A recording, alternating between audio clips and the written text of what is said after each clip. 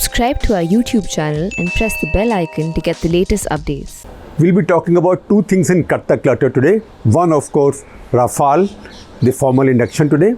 And second, in somewhat lesser detail, on the glitches with the vaccines, with the COVID vaccines. So first of all, Rafale, happy day. There was a big celebration at Ambala Air Base. The first 5 aircraft which had been there for a couple of weeks were now formally inducted, and basically they've now become fully operational. As we also know from Snehesh Alex Phillips' report on the print.in, the next lot of 4 will join in these 5 next month. That is October. So by October end, India should have 9 operational here, another 4 or 5 or maybe 6 being used to train pilots in France.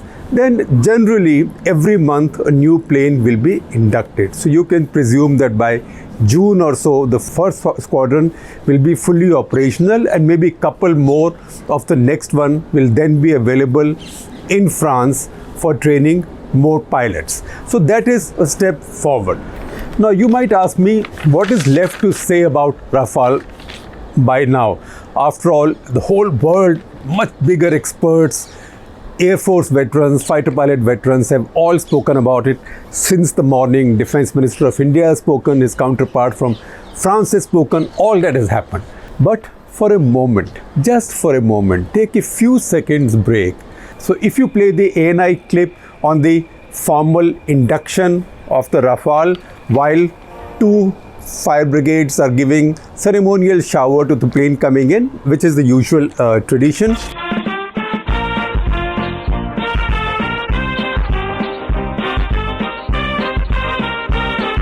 You can probably recognize the tune. It is Congratulations by Cliff Richard, and our friend Naresh Fernandez, who is a music buff, also the editor of Scroll. He pointed out very quickly that Cliff Richard is also a good example of Atmanirbhar or Made in India, because he was after all born in India in 1940. Although he wasn't born as Cliff Richard, he was born as Harry Roger Webb. So this is congratulations and celebrations when I tell everyone that you're in love with me. You remember that one? So happy occasion. It's not a wedding, or it's not one side proposing to the other or one person proposing to the other, but happy music. So this is a happy thing that India has inducted the first major international aviation machine after more than 20 years. I know that we have a squadron of Tejas which is more or less operational, but it's still going through its paces. But that is a domestically homemade aircraft. So the first major international aviation system added since the Sukhoi 30s 20 plus years ago. So it's a matter for celebration. Now, once you have these planes, and you know that you will have 4 now and then more and more, as I explained to you, what difference will it make? There is a lot of euphoria. The term game changer is being used quite freely and quite loosely. It is not wrong, because at this point in the subcontinent, this is the cutting edge. So while this will take time for this squadron to become fully operational, also it will be too few aircraft even when they come into their full lot of 2 squadrons. But still, this will be the best plane with the best missiles and the best electronics in the subcontinent. Remember, I am saying the subcontinent. I am not yet saying China, because other factors come in there. Chinese might have some things which are of a higher category, but they might have limitations to what they can use over Tibet, given how far their air bases are. Leave all that aside.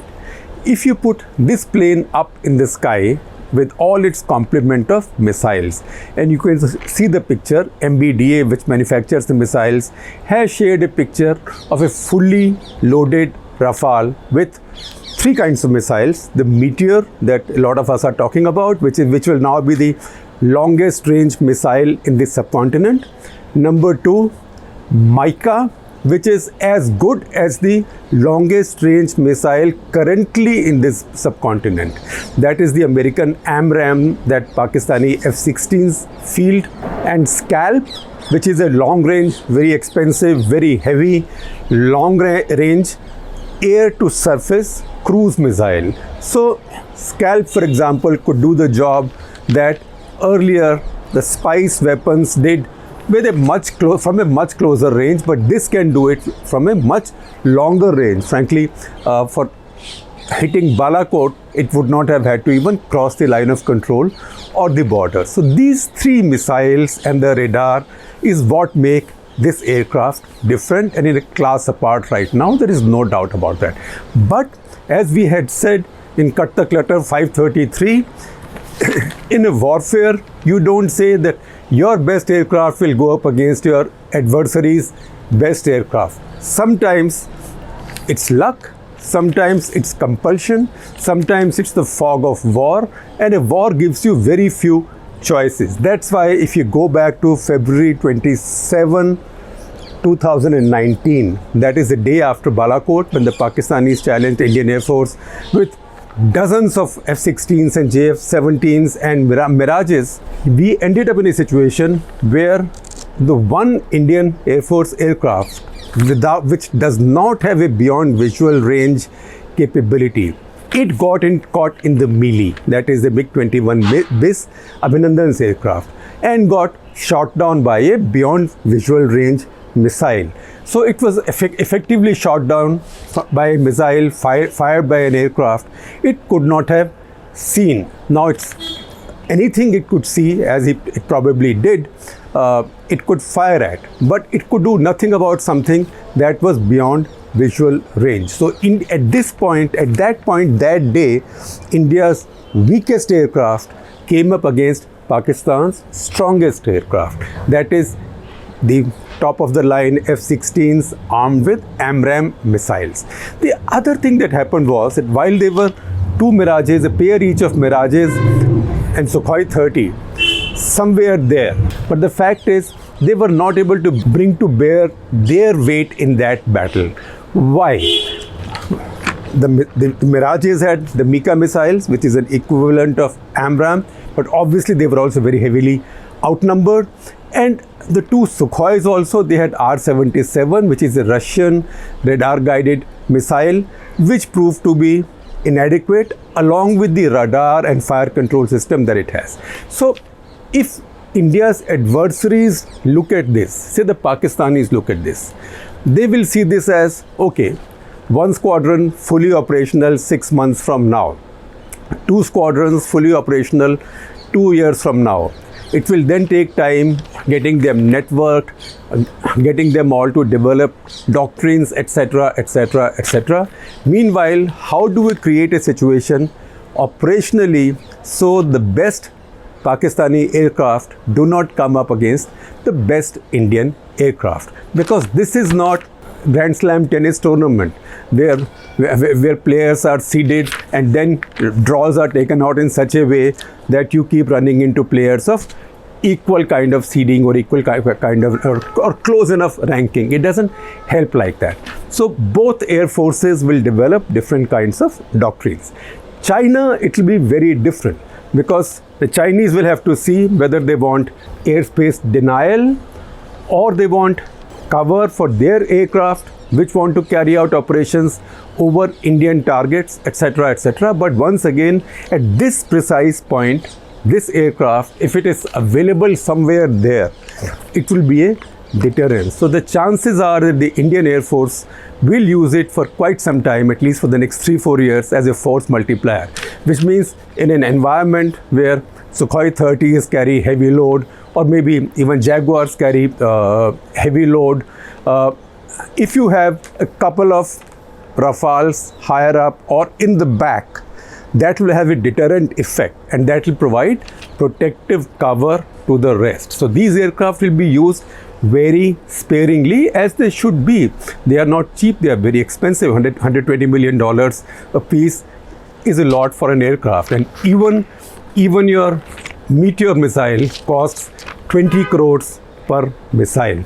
This is not cheap stuff. Now, how do you get an insight into your adversary's mind? You can always imagine things. You can do your scenarios, and I'm sure they're experts on the Indian side at our War College, at our TACD, which is the Tactical Air Combat Development Establishment, etc., who are trying to read the minds of India's adversaries.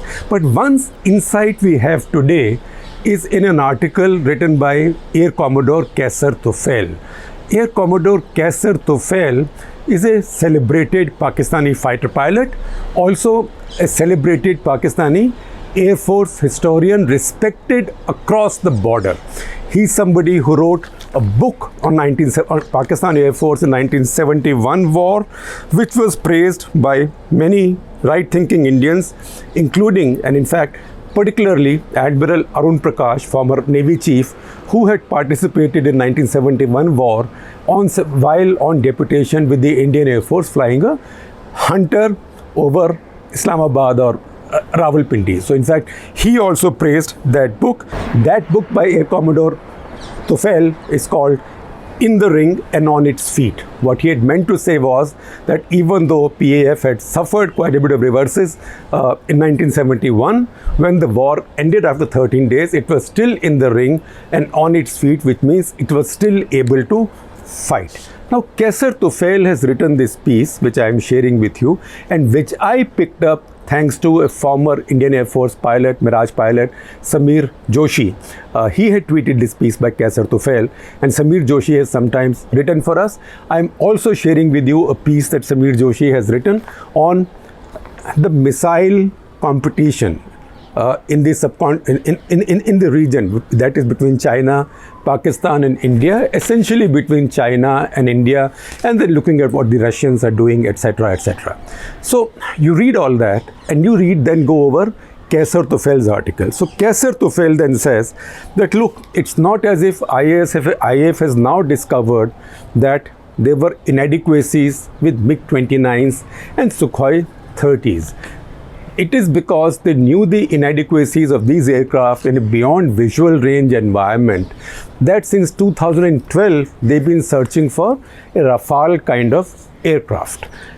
Now, this became very obvious or very evident in February, on 27th February 2019, day after Balakot. We have spoken about it in detail in the past in Cut the Clutter. As I said, there have been 14 Cut the Clutters already talking about Rafale. In fact, the very first Cut the Clutter also, episode 1 also, had talked about Rafale. Now, that showed that Indian Air Force did not have anything right now to match the F-16 AMRAAM combination. Now, Qaiser Tufail says that as far as dogfighting is concerned, as far as within visual range fighting is concerned, these Indian aircraft are as good as any, in fact, better than any. And he does quote the examples of exercises that the Indian Air Force has had with its MiG-29s and Sukhoi 30s, with Royal Air Force Typhoons, and also with US Air Force F-15s and F-16s. So there, within visual range battle, these aircraft have been every bit as good, these aircraft and pilots, in fact, better than them. So he acknowledges that. But what he does say is that Feb 27 showed that the two Indian Air Force Sukhoi 30s were not able to connect with a data link between themselves and were of no use or of no help to each other. And that caused confusion.